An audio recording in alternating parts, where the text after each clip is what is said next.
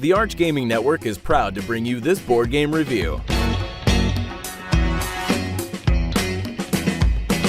Now here's your host, Sean Smith. Hello and thank you for stopping by. Today we are taking a look at Gugong, which was designed by Andreas Stedding and published by Tasty Minstrel Games. Now Gugong is a Euro-style game, and the theme of it is that it takes place in the, I believe, 16th century. Corruption has been outlawed. So to kind of get around that, you're able to use gifts to exchange with local leaders to be able to do certain actions. Now, the game features a unique gift card system where you will be exchanging cards from your hands. The cards in your hands basically act as your actions, and to exchange them with cards that are on the board, those places on the boards are considered it's basically like your worker placement, so you can do certain actions to try and gain the most victory points. There's a lot going on, so why don't we just hurry up, jump into the setup, how to play, and I'll give you my thoughts on the game on the other side. Alright, to set up Gugong, you're going to decide which side of the board you're going to play with. Looking at this palace track here, you are going to use this side of the board if it is a 2 or 3 player game. You can use the other side of the board if it is 4 or 5 players. What you're going to do is each player is going to take all of their pieces of their color, and then they're going to have these meeples here, and you can place them into these slots here. Okay, next you're going to set up the travel area. There are a bunch of travel tokens in the game. They look like this. Now, it is recommended that if you have travel tokens that have the little square down at the bottom, that you take them out, not out of the game, but what you're going to do is you're going to seed all of these spaces up here randomly with travel tokens. And like I said, the game suggests that you take those out that have the little square at the bottom. Okay, after you get done seeding all the different spaces, you're going to take the remaining tokens, shuffle them, and then set them up at the top here in roughly equal stacks. For the jade market, you're going to place 1 piece of jade in each of these circles, and then the rest of them can just go into the pool here. This spot seems very jaded. Okay, I'm sorry about that. Okay, next you have all of these decrees. All right, these are marked with 1, 2, or 3 spots on the back of them. Now you're going to put all the 1s together, all the 2s together, all the 3s together, and then you'll place one level 1 decree, for lack of a better term, here and here, a level 2 here and here, and a level 3 here and here. Any remaining decrees can go back into the box. They won't be used for this game. Alright, on the intrigue track, each player is going to take their intrigue marker for their color and put it on the starting spot, with the starting player on the bottom and then working in clockwise order. So in this case, blue, it would be the start player, and then white would be the second player. You're then going to take this starting markers and place that there, and then whoever is the first player, in this case us, the blue player, we will take this to signify we're the starting player. Alright, at the top of the board you're going to place the day marker on day number 1, and then you have these are called, well, they're called dice for sure. No way. But they are called destiny dice. Anyway, you're going to roll them, and then you can place them in these boxes up here. Each player will take their score marker and place that here. Also, you can see right here it says 1 to 3 players. You probably cannot see that, but it also signifies how the player count for the board that you're using. Alright, next you're going to get out the gift card deck. Now, the symbol up in this corner here is the important thing to take a look at. Now, the starting cards will have none of the fans colored in. There is a fan, and I'm not sure how well we can see the fans there, but you will shuffle those and then place one card face up on each of the various locations of the board. Now, if you're able to see this, there are some cards that have the fan where only one fan blade is filled in. These will go to the first player, so to us. And then if you'll see here, this has two filled in or two colored in, so these are the cards for the second player. There are a bunch of cards that have the yin-yang symbol here. You will shuffle those and just place those to the side of the board. All right, each player is going to have their own player board. Now, you're going to take 12 of the cubes. There are 14 cubes in each player's bag, but you're only going to use 12 of them. 6 of them are going to go here. These are your servants. You're going to hear me refer these to servants or workers. I'm sure I will mix them up, but servants, workers, and then you'll take the other 6 and place them off to the side. Then you also have a double servant, and that will go right here. We're the first player, so we're going to get that marker. We have our starting cards. You just place those by the board. Each player will have 3 starting ships, and it has sails in our player color. You can just place those to the side of your board. Each player also has a traveler, and this traveler you can just set up in the travel section at the top of the board, not on any particular space, just kind of off to the side. It will go onto one of those spaces when you take an action later in the game. All right, once you have all of that set up, you are now ready to play Gugong. All right, the object of Gugong is to have the most victory points by the end of the game. You'll notice if you see this is the victory point symbol, but if it is purple, that means end of game scoring. But if you see something that's red, like you would here on some of these decrees or down here in the harbor, that means those are immediate victory points. The game is played over 4 days, and each day is separated by a morning, a day, and a night phase. On the first day, you're going to skip the morning phase because you've done that during the setup of the game. However, starting with the second day and moving on, you'll do all 3. So during the explanation, we'll skip the morning phase for now. We'll cover that after we do the night phase, and we'll jump into the day phase and how that works. Before we get into the gameplay, let's talk about each of the sections of this board. In effect, this is kind of a worker placement. There are 7 locations that you can go to do certain actions, and those are represented by these symbols here and the gift cards that are underneath them. Now, these gift cards are going to change during the game as things get exchanged, but let's talk just briefly. We'll go into depth later on each of the actions, but up here you have a travel action. Here is building the Great Wall. We have the Jade Market. Here we have an intrigue track. This is a palace track.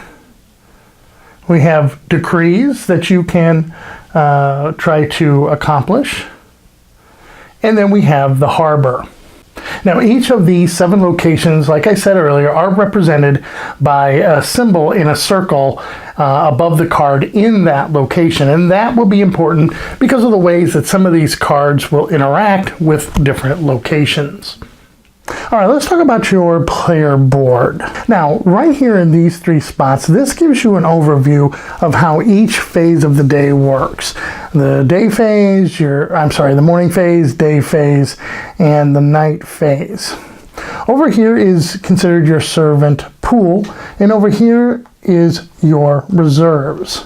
This is a discard pile. We're going to talk about when you exchange cards with the board, you're going to take cards and place them face down onto your board. This section here goes over all of the different end game scoring. Over here, these are harbor action bonuses, and we'll talk about those when we talk about the harbor location. Now, when we talk about the travel action, you will be gaining some travel tokens during the game, or at least you're going to hope to get them. They look like this, and they are blue on the background. Now, for the most part, these tokens give you immediate bonuses when you take them. But when you do use them or gain them, you're going to take them and place them face down in these slots up here. All right? Hopefully you can see those just fine, even though it kind of matches the table. However, as you build them up, you may at any time, even if it's not your turn, although most likely you'll do this during your turn, you may spend these to gain the benefits listed up here. So I could spend 2 of these used tokens to gain 1 worker into the pool. Or I could spend 4 of them to get 2 victory points, or 6 of them to get 1 jade. And you can mix and match these. If I had all 6 of these filled, I could get 2 victory points and a worker, or I could just get 3 workers by spending all 6 to do that. You may only have 6 of these along the top. If you were ever to gain an additional travel token and you were full, you'll have to spend some so that you can make room to put new ones onto the top of your board. All right, the way that the day phase works is that each player to start the game has 4 gift cards, and they are numbered various numbers. Each player will have a different set of numbers, okay? Some may have action symbols down at the bottom, and some may not. Now, you can think of your cards as the number of turns you're going to get during that round. Each card that you have could potentially give you a turn or an action to do. So in the first round, you could potentially do 4 different actions with these cards. Now, on your turn, the first thing you must do, and you must do this, is to exchange one of your gift cards for one of the gift cards out on the board. When you exchange a card, the number that you use to exchange will have an effect on how the play will proceed for your turn. Let's take a quick example look at the harbor on what I mean. So let's say it's our turn and we want to do the harbor action. Well, we can use any of our cards to exchange, but I'm going to go ahead and use the 9. So what I would do is I would exchange the 9 for the 7, and then I would take this 7 and I would put it face down on the discard pile on my player board. Now, because the number was higher than the number that I exchanged it with, I am allowed to do the card action, the location action, or both actions. Now, in this particular case, this card does not have a card action. If, for example, if I use this, this has a card action and a location action. So I would be able to do this and then one of these 2 actions here. If I decided to do both actions, I must do the card action first before I take one of these 2 actions here. But I used the 9, so there is no card action for me to take. However, again, since the number was higher, I could do these, and it doesn't really cost me any penalty to do those actions. So what do I mean by that? Well, let's go back here, and let's say we had this 7, and I wanted to do this harbor action, but I didn't have a card higher than a 7. So instead, maybe I would change it out for this 2. Okay, again, the 7 goes onto my player board face down, and now the 2 is out here. Since the 2 was less than the 7, and this would go for whether the card was equal to or less than. The only time you don't have to pay a penalty is if the card is higher than the one that you exchanged. But since it was less, if I want to do these actions, then I'm going to have to pay 2 servants from my servant pool and place them into my reserves, which is off to the side of my player board. And if I do that, I can now take this action, one of these actions, or both. Again, if I decide to do the card action and the location action, I need to do the card action first. In this case, this allows me to do the help build the Great Wall action. Now, another thing you can do is if the card was lower, you may take a card from your hand. We still have these cards left. You can take one of the cards and turn it over, place it face down on your player board, and that also allows you to do these actions as well. Now, the last thing you can do is if the card is lower than the card that you put down, is do nothing. Just not pay a card, not pay any servants, and just take no actions. You would still take that card that you gathered, the 7, and place it face down on your player board. So that is how exchanging gifts works. During the day phase, when it is your turn, you must do this. You must exchange one of your cards for a card on the board and then decide to take actions or pay servants, etc., to be able to do those actions. Now let's talk about what each of the locations do and the actions that you can take. Okay, the first location is the travel location up at the top of the board.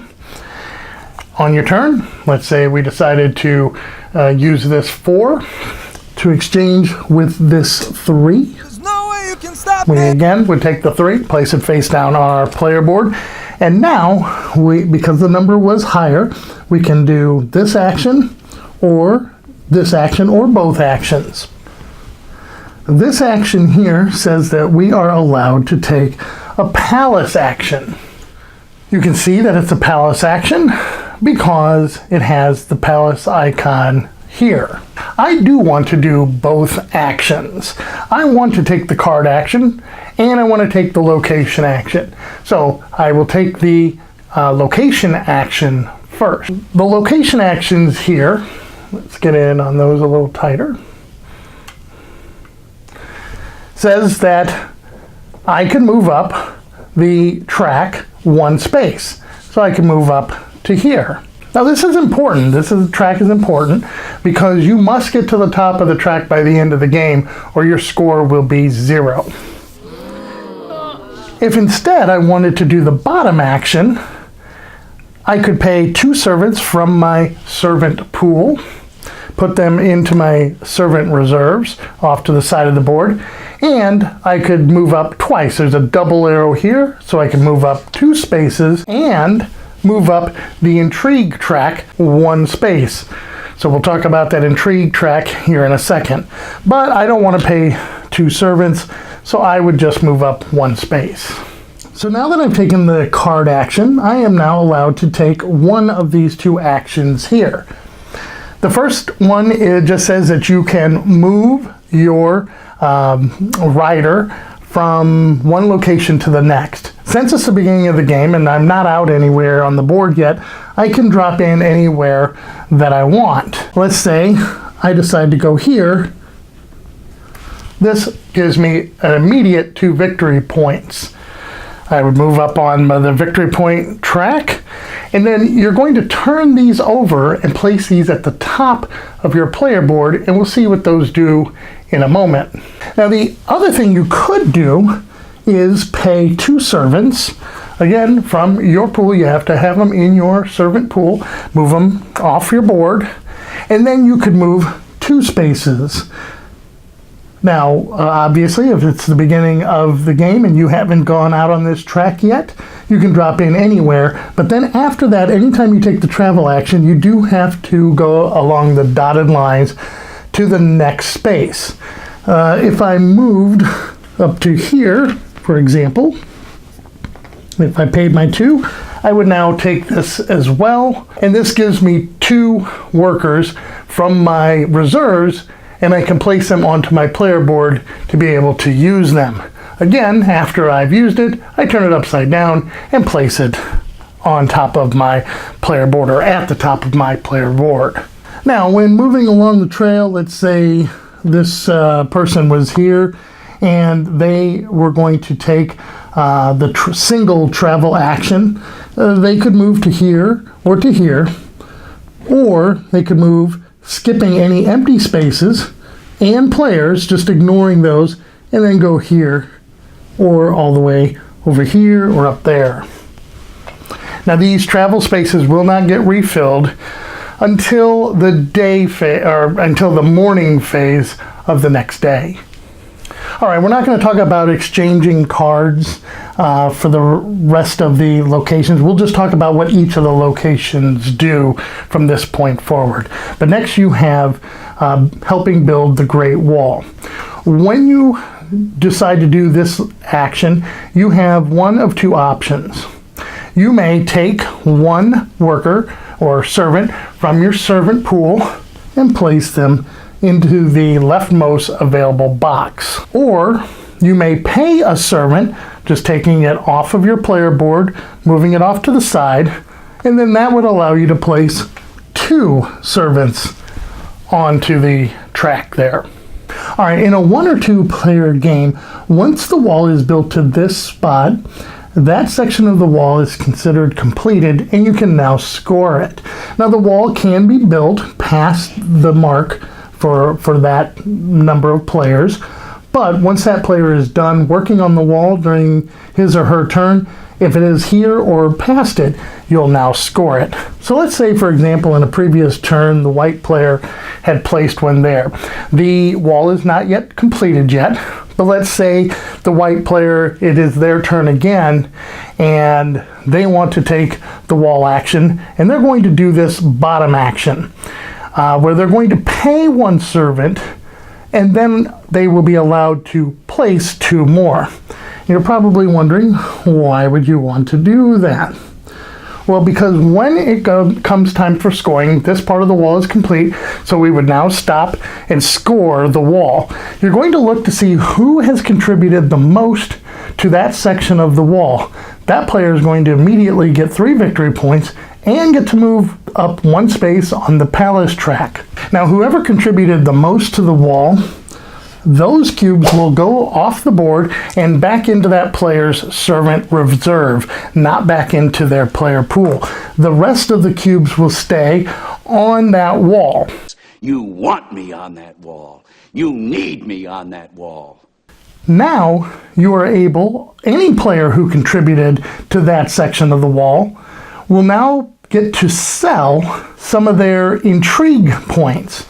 And we'll talk about how you sell intrigue and what benefits you can get from doing that. But to recap, player that contributed the most, 3 points, plus move up the palace track, and then all players can sell intrigue, starting with the player who is lowest on the intrigue track, working up to the highest number. You can sell that. Speaking of the intrigue track, and I know we haven't gone over that yet, but let's say this happened, the wall, there was a tie. The way that you break ties is the intrigue track. And again, we'll talk about that in a moment. But looking at the intrigue track, let's take a look. Right down here. Okay. Whoever is furthest ahead on the intrigue track breaks all ties. If the players in the lead are on the same spot, then the player who is on top is considered to be in the lead. But let's say the game had progressed some, and we had this here, and the white player was up here at 6. All right, the wall had been built. The white player won. The white player is going to get 3 victory points, move up the palace track, and the white player's cubes will come off the wall back into their player reserves, or their servant reserves. Now, because white and blue both contributed to the wall, they are allowed to sell their intrigue. Up here on the intrigue track is how much you can spend and what bonus you will get for doing that. Now, you can only gain one of these bonuses every time you go to sell intrigue. Since I contributed to the wall and I am the lowest on the intrigue track, I can decide to sell. I could sell 3 of my intrigue, all right, to buy or get 2 servants from my servant reserves and put them into my servant pool. The white player could then decide what they wanted to do. Let's say they were actually on 7. They could sell all 7, go down to 0 to get 1 jade. All right, since we are right here on the intrigue track, let's go ahead and talk about it. If you do the top action, it does not cost you a servant to do it, but you can move up the intrigue track 1 space and take the start marker, and you'll be the start player in the next day. Yes, indeed. This only is effective for the first player that takes that action during the round. However, if you'd prefer, you could pay 1 worker, and this would allow you to go up the intrigue track 3 times. This is a triple arrow. All right, so you could just do that and go up 3 times. Now, because you didn't take the top action, you don't get this even if it is available. All right, if you decide to take the Jade Market action, there is only 1 location action available for you to do, and that is to pay servants from your pool to gain a piece of jade. Now, if you look at your player board, at the end of the game, you are going to get victory points based on how much jade you have. So if you collect 5 jade during the game, you're going to get 15 victory points. And any additional you get is 2 more victory points. If you're the first player to go here, you are allowed to buy from any of these locations, and the number of servants that you need to use from your pool is listed in the red square. So obviously, if you're the first one, you're going to pay 2 servants into your servant reserves and take that piece of jade, put it on the player board, on your player board. Now, these never get refilled, so they are first come, first serve. If these 3 different locations are sold out, then you can buy from the pool here at a cost of 5 servants for every jade. All right, next you have the palace track. The palace track, and we touched on this a little earlier, is very important because unless you make it all the way to the top here, you cannot score any points. Your score at the end of the game is going to be 0. So you must finish this. You must be able to get up to the top here. But the first player who does get to the top is going to take the top spot. Then at the end of the game, this spot is worth 7 victory points. If at any time after that you were to go up the palace track, you would gain 1 victory point immediately instead. Now, to use the location action, there are 2 actions. The first is you can just move up the palace track 1 space. Or you could spend 2 workers from your pool to move up 2 spaces and gain an intrigue. You would move up the intrigue track 1 space. All right, let's talk about the decrees area. When you decide to take this action, this location's action, the first thing you're going to do is pay the number of workers listed on the decree. So the level 1 decrees cost 1 worker, the level 3 decrees cost 3 workers. Plus, you will pay an additional worker for every worker that's already there. So let's say I had claimed this earlier in the game. When I claimed this, all right, it cost me 1. So I had to take 1 from my pool and put it into my reserves. Then I take another 1 and place it onto the board. This worker now is going to be permanently on the board here, and I won't be able to get that back. Let's zoom out a little bit so that you can see what I'm talking about here as far as this particular decree is concerned. Now, if the white player then decided to come and they also wanted to do this decree, they again would pay 1 from their pool into their reserves, and then they would have to pay an additional 1 since I was already here, and then they would take a third one and place it here. Now you can only claim each decree one time. So what do these decrees do? Now we're not going to go over all of them, but the level ones here have a little morning symbol on them.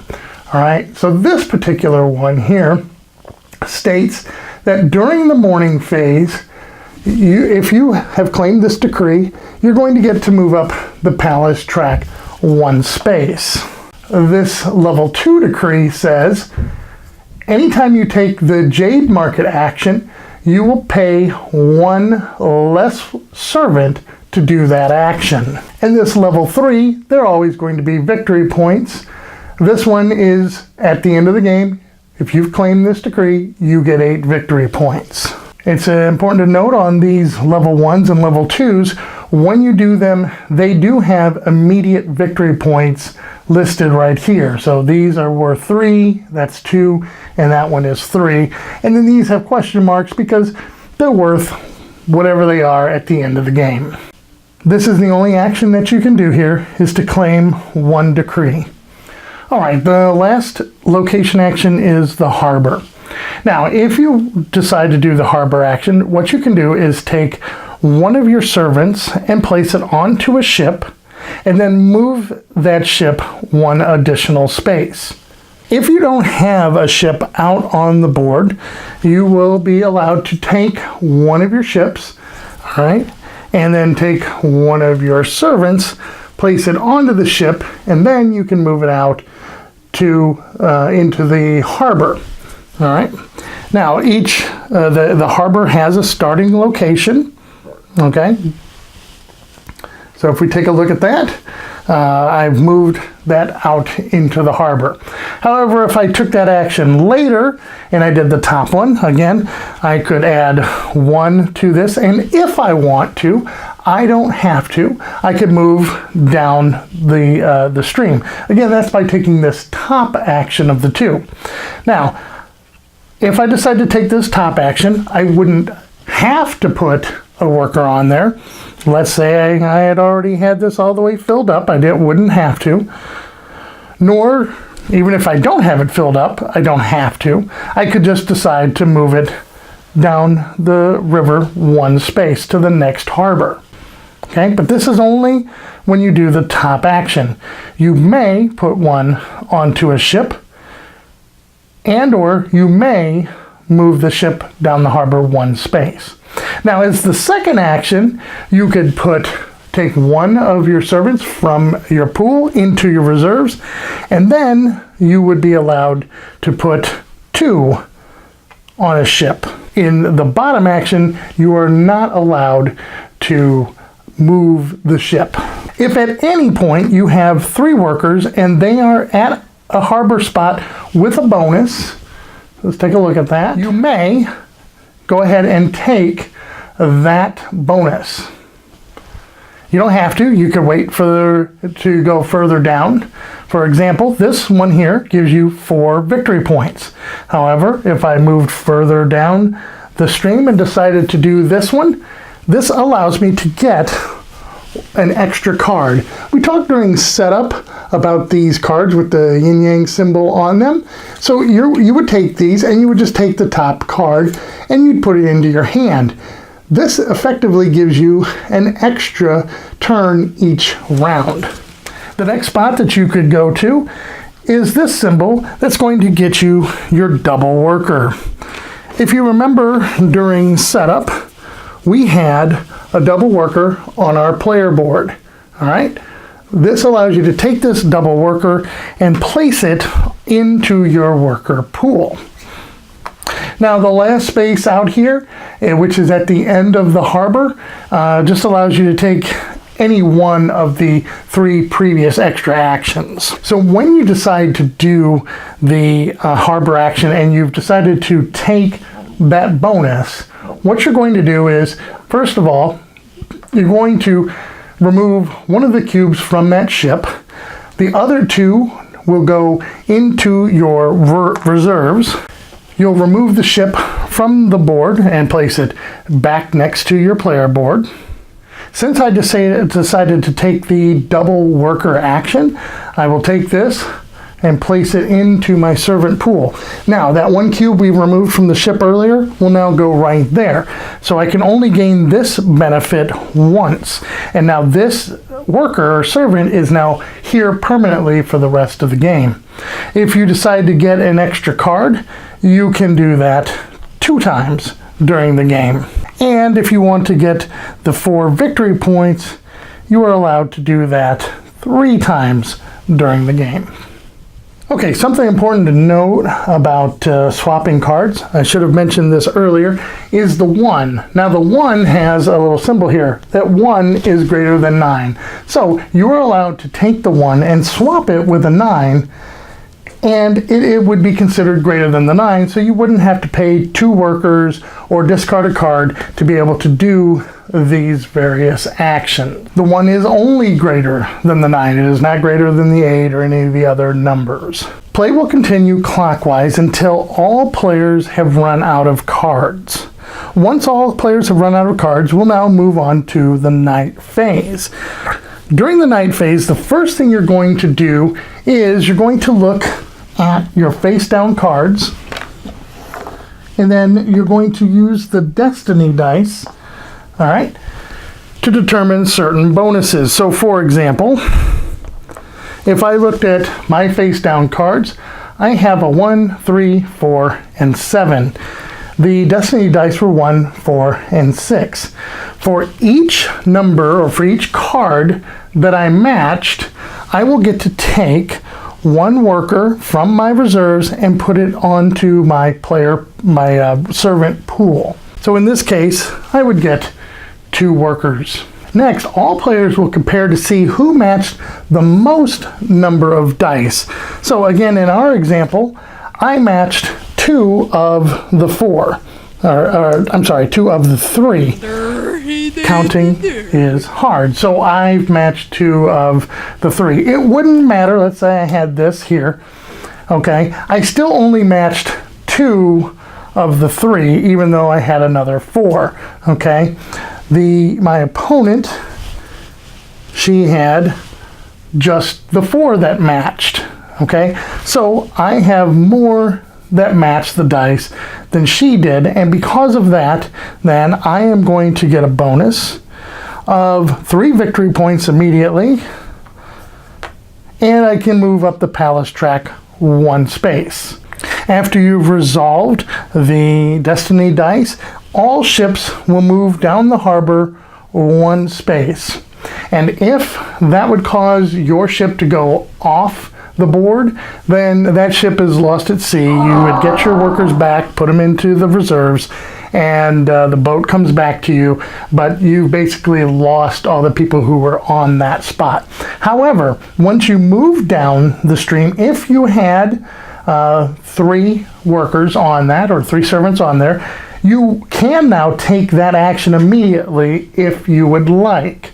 All right, so if I wanted to get an extra card, I would remove 2 of them, remove the ship, put the 2 workers into my servant pool, or servant reserves, take this one, place it to the side of the board, and then I would draw one of these cards that had that symbol here up at the top. Once you're done with that, you'll now move on to the day phase.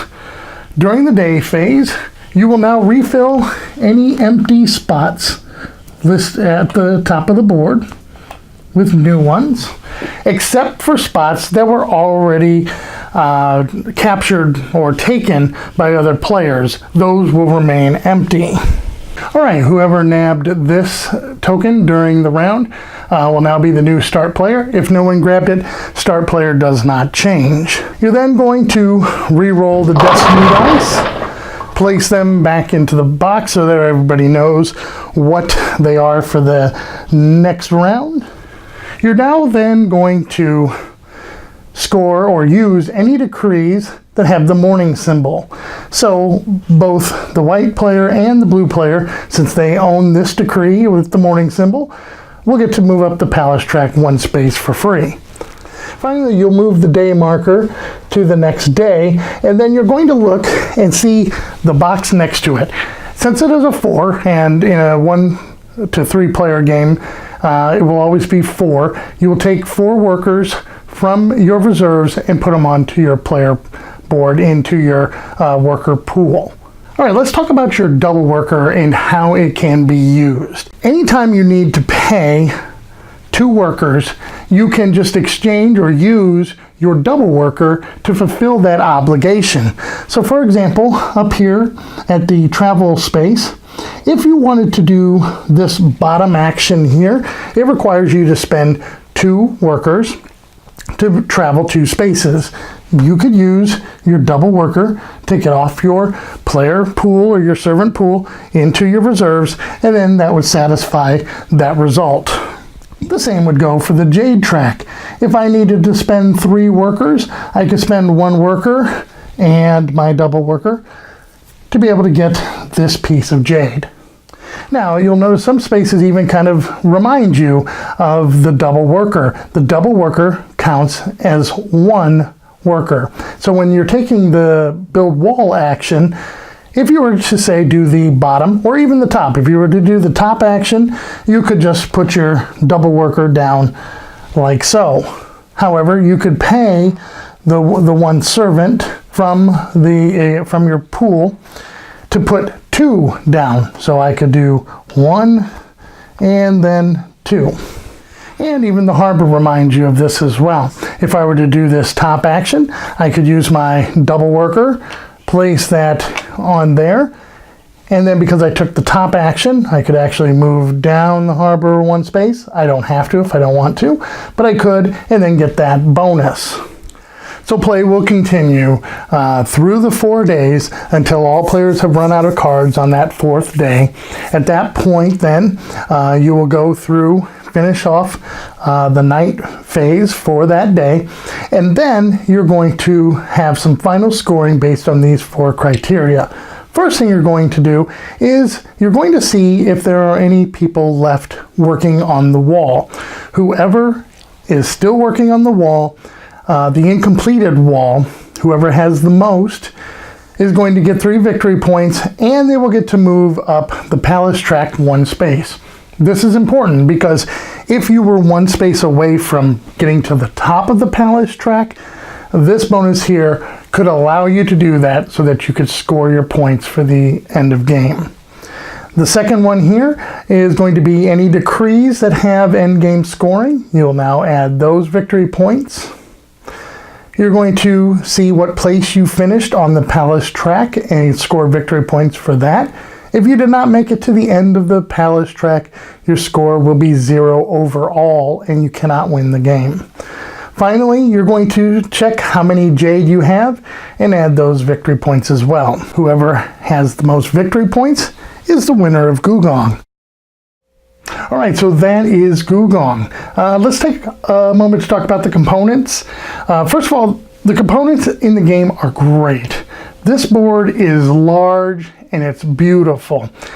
Although it does seem like it could be quite busy. I mean, if at first glance, if you look at the board and you see all of the artwork on there, it can tend to be a little confusing to try and figure out what's going on. But in actuality, you're really looking at just 7 different locations.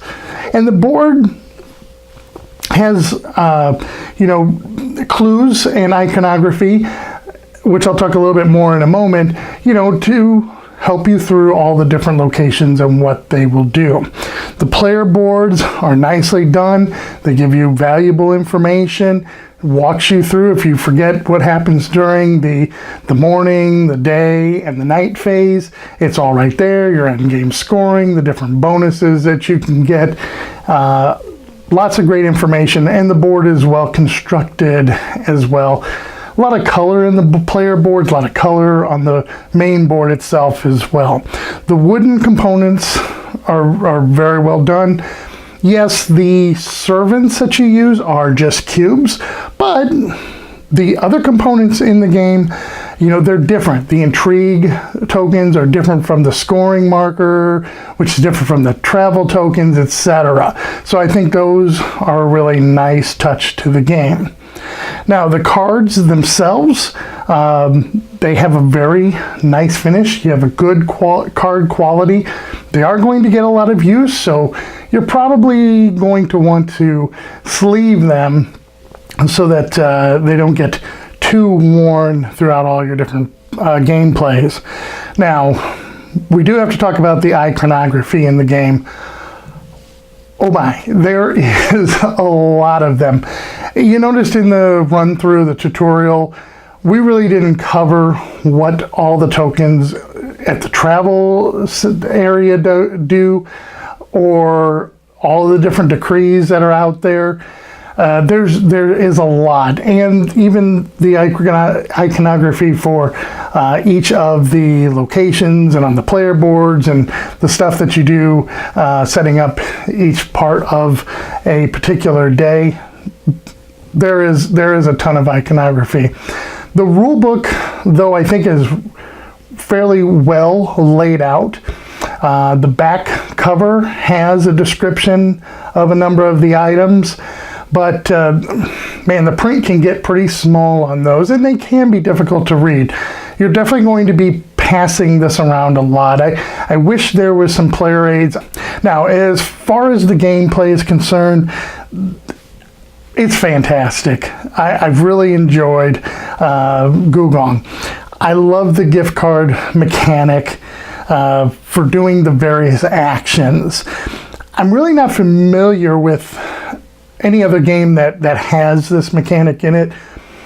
I kind of think of Ra. If anyone has played Ra, you know that you are exchanging one number for a different number. And that's kind of where the comparison ends.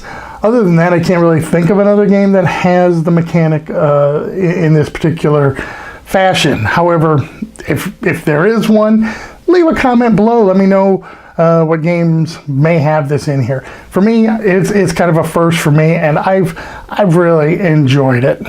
Now, while I don't think the game is difficult to learn, there is a lot going on, which I feel solidly places this game as a medium weight game. It is a Euro style game, it is a worker placement game, but again, there is a ton of things going on. The game requires you to plan well and to make efficient moves. Balancing your servants and your cards is crucial, because you may need to have servants to do certain actions with cards because you don't have the number, a high enough number to do an action. And sometimes you might have, a not high enough number, but you don't have servants to maybe enhance that action, maybe take that secondary location action. You want to make sure that you don't leave too many servants out on the board. Sometimes they can get tied up at the wall or tied up in the sea, and those are servants that you may not get in time for the next round.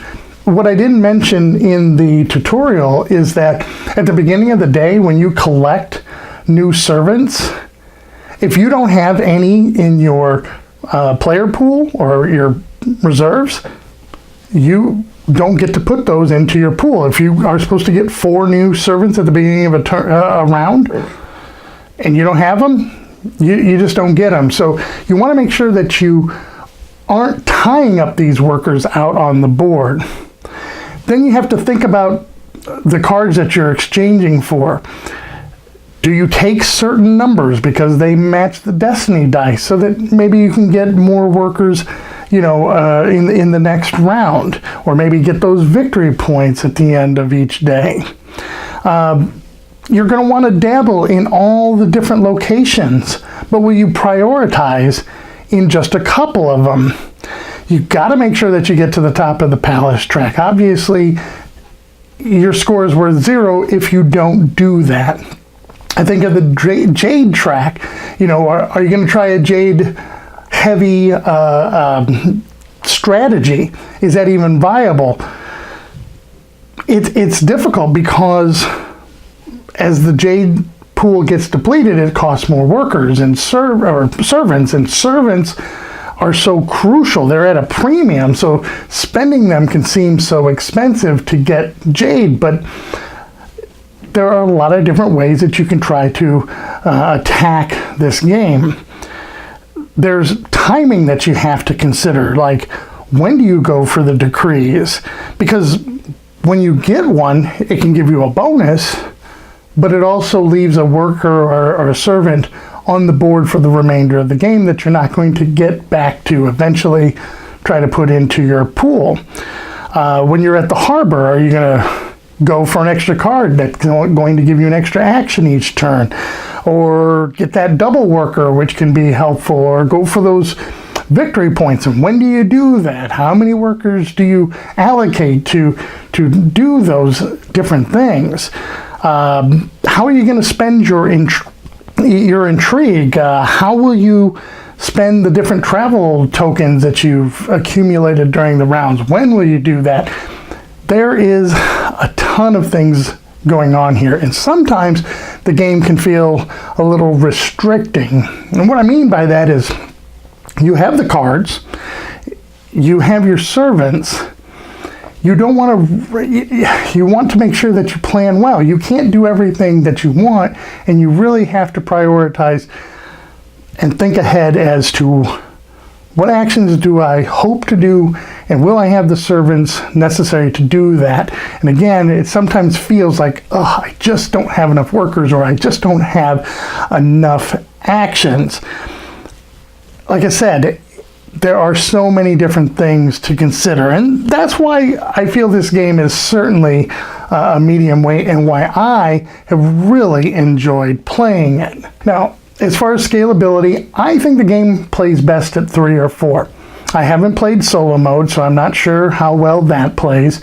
2 is okay. It certainly makes for a quicker game. It's still fun, but there isn't really a whole lot of competition going on up at the travel location or in the harbor, because you can pretty much get to the things that you need to. You're not really jockeying for position with any of the, when you have a 2-player game. Plays well, but I think 3 or 4 hits the sweet spot. 5, I feel there might be a little bit too much downtime in between turns when you get to that higher player count. To me, the game length feels just right. The game specifies about 90 minutes. That's probably right on point there. But this is certainly a game where, the first time you play it, obviously it's going to take a little bit longer because you're trying to learn what all the different iconography does in the game. And it's also one of those that after you've played it the first time, you're ready to play it again, because you're like, okay, well, now I understand that balance between the cards and the workers and how I should approach different locations. So to me, I think that's fascinating. Now, the scoring in the game is tight. A lot of the games that I've seen played, you're looking around the 35 to 50 point range as a score, and usually you see scoring very tight. So for me, if you are looking for a medium weight Euro style game that has a clever mechanic and very fun gameplay, then I think you should check out Gugong. For me, I gave this game a 9. Now, if you've enjoyed this review, please leave a like down below, subscribe to our channel, hit the bell icon so that you can be notified of future videos. And once again, I thank you for stopping by. Thank you for visiting the Arch Gaming Network. For more great content, check us out at archgamingnetwork.com. Subscribe to our YouTube channel, follow us on Twitter, and like us on Facebook.